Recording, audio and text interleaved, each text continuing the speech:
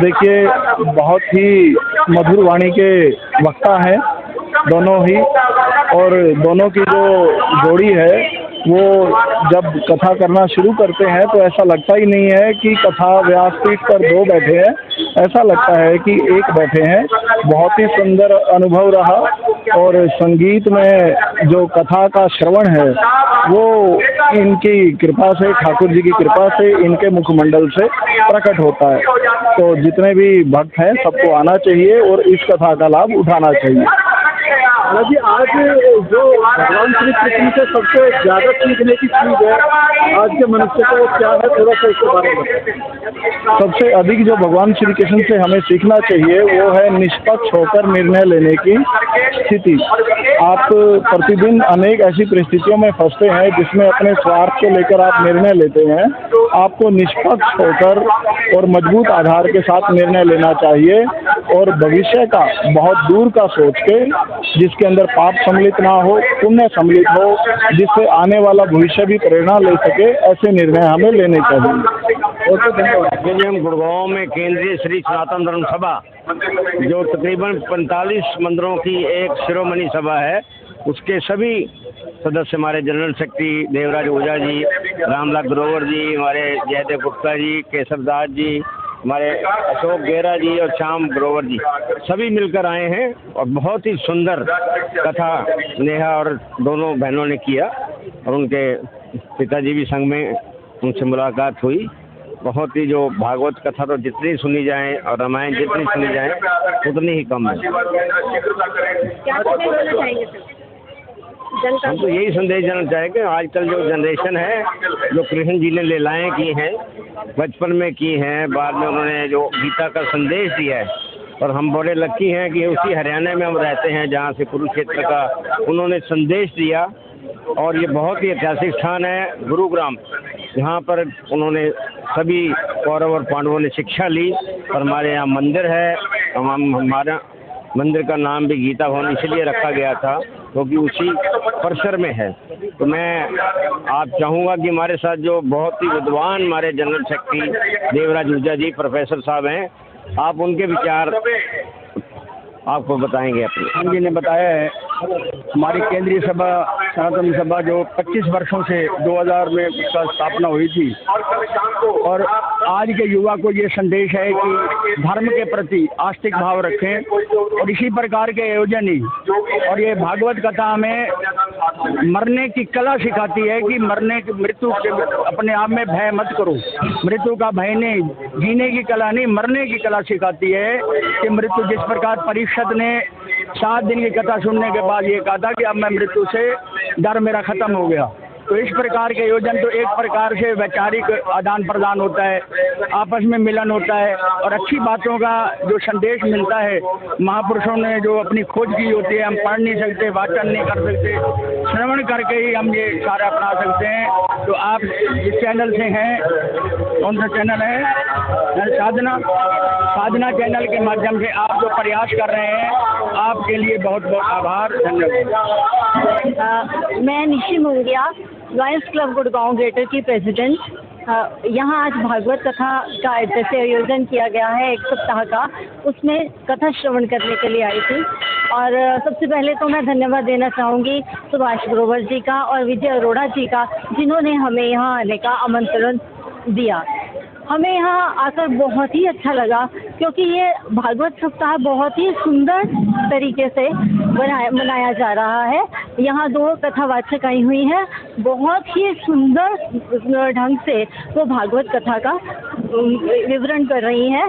एक निधि है और एक नेहा जी हैं, और बहुत ही सुंदर तरीके से उन्होंने श्री कृष्ण जी की लीलाओं का वर्णन किया, और हमें सुनकर बहुत ही आनंद आया। और इतना अच्छा लगा, ऐसा लगता है कि जैसे कि सारा का सारा वातावरण ही कृष्ण में और राधा में हो गया है, और हमें इनका सुनकर बहुत बहुत ही अच्छा लगा। और ये आपने आज का जो मेन था वो गोवर्धन का था, और उसमें 56 भोग भी लगाया जाता है। तो उससे हमें पता चला जिसमें कि कृष्ण जी की अलग अलग लीलाएं, कैसे वो गोपियों को परेशान किया करते थे, माखन चोर थे, गोपाल गोपाल थे, उनके अलग अलग नाम रखे गए। इन सब चीज़ों का हमें पता चला और हमें श्री कृष्ण और राधा जी का आशीर्वाद भी प्राप्त हुआ। धन्यवाद। श्री राधे। मैं देवेंद्र गुप्ता, गुड़गांव सेक्टर 9A का निवासी। हम सभी साथी, सभी भक्तजन श्रीमद् भागवत कथा ज्ञान यज्ञ के अंदर 5 दिनों से उस आनंद को लूट रहे हैं, जो कि पितृपक्ष में एक बहुत ही पुण्य कमा रहे हैं। प्रभु की हम सब पर असीम कृपा है, सेक्टरवासियों पर, हम सब भक्तों पर, हम सब साथियों पे। और मैं प्रभु से यही कामना करता हूँ कि हमें इतनी शक्ति दे कि आने वाले पितृपक्ष में हर बार इस भागवत कथा ज्ञान यज्ञ को हम आपस में सब मिलकर पूर्ण करें, ऐसा संकल्प करें। और आने वाले 2 दिनों में मैं अपने सभी साथियों को, माताओं को, बहनों को, सबको कहूँगा कि ज़्यादा से ज़्यादा संख्या में आकर इस ज्ञान गंगा का पुण्य उठाएं और अपने आप को आनंद उठाएं। जय श्री राम। सेक्टर 9A में रहता हूँ। जो यहाँ पे 9 तारीख से 15 तारीख तक जो श्रीमद् भागवत गीता का ज्ञान गंगा बह रही है, जो नेहा निधि मैडम के द्वारा जो बहुत ही प्रवचन दिया जा रहा है, बहुत ही मधुर, और वृंदावन धाम पूरा बन गया है गौरीशंकर मंदिर। इससे हमारे गुड़गांव के जितने भी निवासी है बहुत हर्ष उल्लास से आनंद ले रहे हैं। बोलो राधे राधे। राधे राधे। ठाकरे, अभी 9 तारीख से 15 तारीख के जो हमारा भागवत कथा चल रही है, इसका पूरा आनंद ले दिन बे दिन। हमारा जैसे कृष्ण में, जैसे हम वृंदावन में खड़े हैं, कल जैसे कृष्ण जी का जन्म हुआ था, आज दही हंडी का प्रोग्राम हुआ, उसमें भी बहुत सब लोग आए, दही हंडी हुई। उसमें छोटे बच्चों ने, जितने लीजा, नायरा, ये छोटे जितने भी बच्चे छोटे, उन्होंने कृष्ण बन के अपनी दही हंडी तोड़ी और सब ने प्रसाद का आनंद भी लिया। और ये जो सेक्टर 9A है, आज हम वृंदावन में है ऐसा लग रहा है। और ये कथा हर टाइम होती रहे, 7 दिन की। अभी 5 दिन हमारे हो गए और 2 दिन है, अब 2 दिन भी और आनंद लेंगे। जय राधे रे, जय राधे। राधे राधे। मेरा नाम जयप्रकाश है, मैं सेक्टर 9A में ही रहता हूँ। ये जो बाण गंगा बह रही है राधा रानी के नाम की, ये बहुत ही अद्भुत है। और जो निधि, नेहा, सारस्वत, जिनके द्वारा भागवत कथा का प्रवचन किया जा रहा है, वाकई उनके मुखर बिंदु से बहुत ही सुंदर प्रवचन चल रहे हैं, जिसका कि सेक्टर 9A और सराउंडिंग की जो कॉलोनीज है, पूरा उसका आनंद ले रहे हैं और इस गंगा में अपने आप को प्रवाहित कर रहे हैं। तो आज की भागवत कथा में जो आज कृष्ण जन्म के बाद आज कृष्ण का विवाह का जो उच्चारण किया है देवी जी के द्वारा, वो बहुत ही अच्छा रहा है, सुगम रहा है और हमने बहुत एंजॉय किया है। बहुत आनंद में था आज का दिन। लोगों ने भावपूर्ण डांस किया और आनंद लिया सभी भक्तों के साथ। और देवी के जो हमारी आई हुई हैं, उनके जो प्रवचन हैं, उन्होंने जो व्याख्या कर रहे हैं कृष्ण लीला के बारे में, वो अद्भुत है और आनंदमय है। धन्यवाद। श्री जगत गुरु सादर वंदे सदगुरु।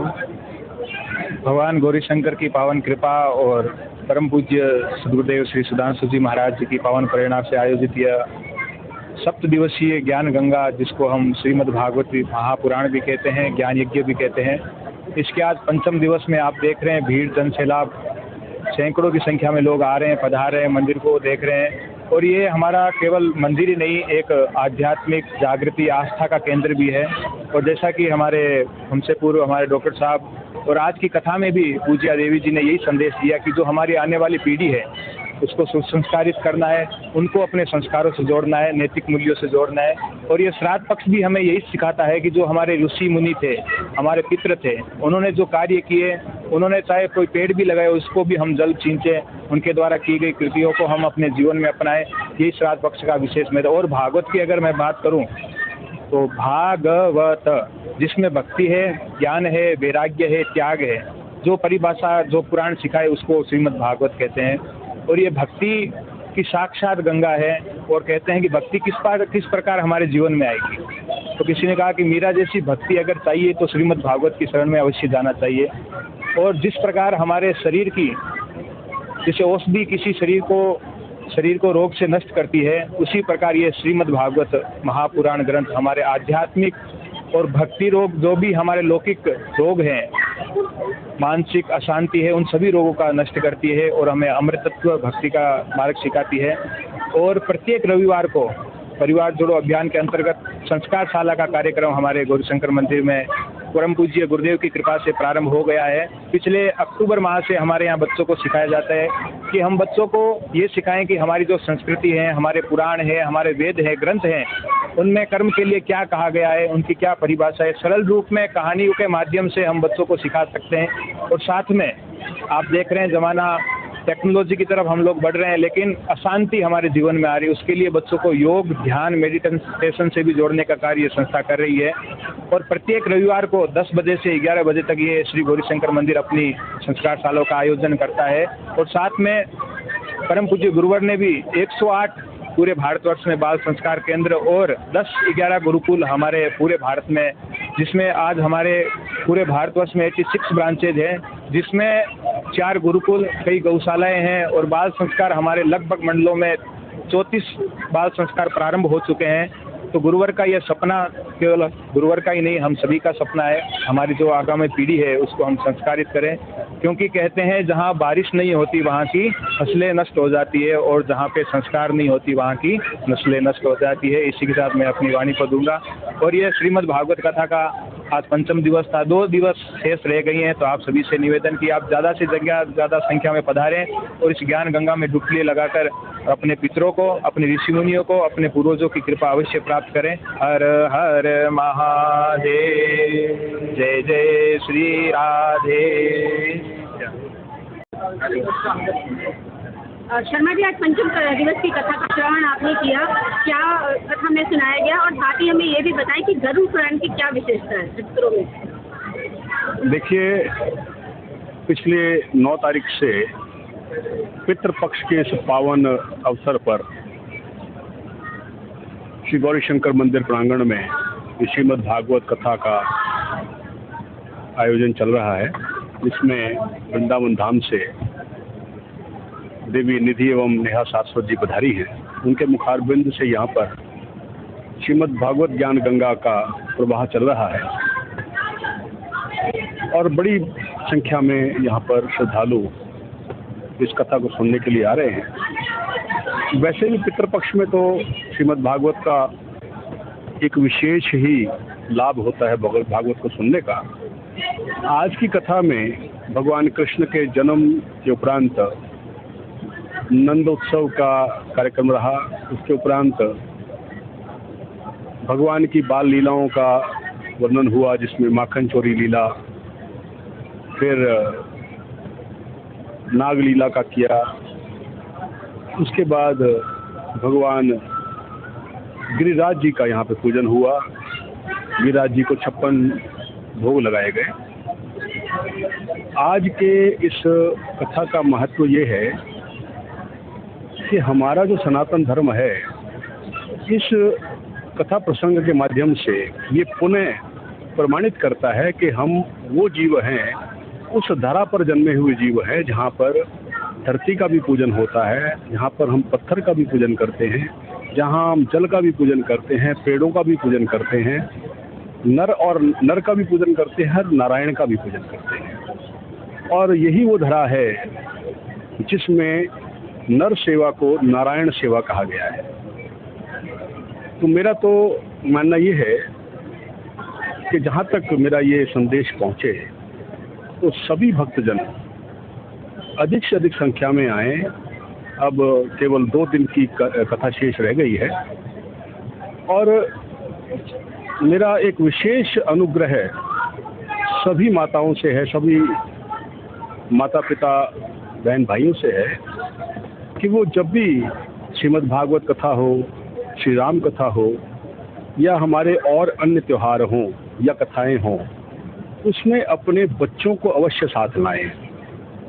विशेष करके थोड़े से बड़े बच्चों को ज़रूर लाएं, ताकि उनको हमारी संस्कृति, हमारे धर्म और हमारी परंपराओं के बारे में ज्ञान प्राप्त हो। आज विडंबना ये है कि हमारे बच्चे अंग्रेजी स्कूलों में पढ़ करके वो अपने धर्म से विमुख होते जा रहे हैं। तो माता पिता होने के नाते हमारी ये जिम्मेदारी बनती है कि बच्चों को कथाओं में लाएं, ताकि बच्चे कथा श्रवण करके अपने धर्म के प्रति उनकी जागृति बढ़े। और ये संदेश जो है पूज्य सुधांशु जी महाराज का भी है, जैसा कि शायद आपको ज्ञात ही होगा। तो जहाँ तक मेरा संदेश जा रहा हो हमारे मंदिर में संस्कार कक्षाएं बच्चों के लिए चलती हैं। प्रति रविवार 10 बजे यहाँ पर एक संस्कार कक्षा का आयोजन होता है, जिसमें बच्चों को अपने धर्म और संस्कारों के प्रति जागृत किया जाता है और हमारे आचार्य हरीश जी उस कार्यक्रम की अध्यक्षता करते हैं। इनके अध्यक्षता में ये कक्षाएं चल रही हैं। इसके अलावा सुधांशु जी महाराज ने एक परिवार जोड़ो अभियान भी प्रारंभ किया है। तो मैं चाहता हूं कि सभी जितने भी हमारे भाई बंधु हैं वो इसमें सम्मिलित हों, क्योंकि परिवार जोड़ो अभियान का मतलब ये है कि हम एक दूसरे को जानें, एक दूसरे को समझें। क्योंकि आज का जो ये वैश्विक युग हो गया है, लोग बड़े बड़े फ्लैटों में रह रहे हैं, एक दूसरे को लोग जानते नहीं हैं। तो एक जो हमारा सामाजिक ताना बाना था, जो सामाजिक एकजुटता थी, वो थोड़ी कम पड़ गई है, कमज़ोर हो गई है। उसको मजबूत करने के लिए, दृढ़ करने के लिए ये परिवार जोड़ो अभियान चलाने की नहीं, इसको बहुत ही जोरदार तरीके से चलाने की आवश्यकता है और हम सबको उसमें शामिल होना चाहिए। तो मेरा संदेश यही रहेगा कि आज की कथा के माध्यम से कि अपने और अपने परिवारजनों के साथ, बच्चों के साथ कथाओं में पधारें और उनको भी ये सिखाएं कि जिस धरा पर आप जन्म लिए हो वहाँ पर हर चीज़ की पूजा होती है।